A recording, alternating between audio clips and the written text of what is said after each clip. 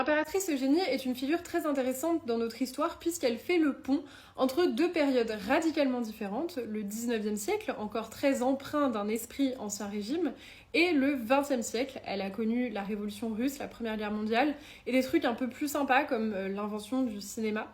C'est aussi la seule souveraine française à avoir été photographiée de son vivant. Eugénie est née en 1826 en Espagne. Son père est comte et il est assez mal vu par ses compatriotes puisqu'il s'est rangé du côté de la France bonapartiste pendant la guerre d'indépendance en Espagne. Les enfants de la famille sont donc plutôt élevés dans un culte du Premier Empire et notamment de la figure de Napoléon. Eugénie est éduquée en France, plus particulièrement à Paris, et c'est là-bas qu'elle va rencontrer celui qui est alors président de la République française, Louis-Napoléon Bonaparte. Il semblerait que Louis-Napoléon lui ait fait une cour pendant à peu près 2 ans, puisque c'était pas vraiment accepté de son côté qu'il puisse épouser une petite comtesse espagnole.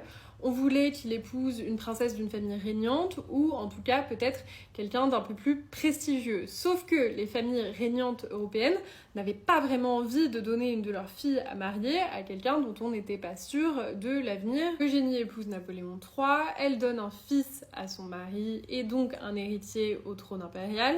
Bon, alors sur le papier, elle a fait ce qu'il fallait.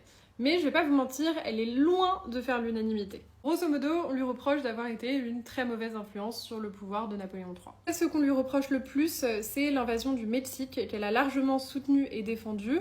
Une invasion qui s'est soldée en un terrible désastre. Tout n'est pas tout noir, hein. Par exemple, en 1861, c'est grâce à l'impératrice Eugénie que la première femme a pu passer le baccalauréat. Le véritable enfer pour Eugénie, il va commencer dans les années 1870.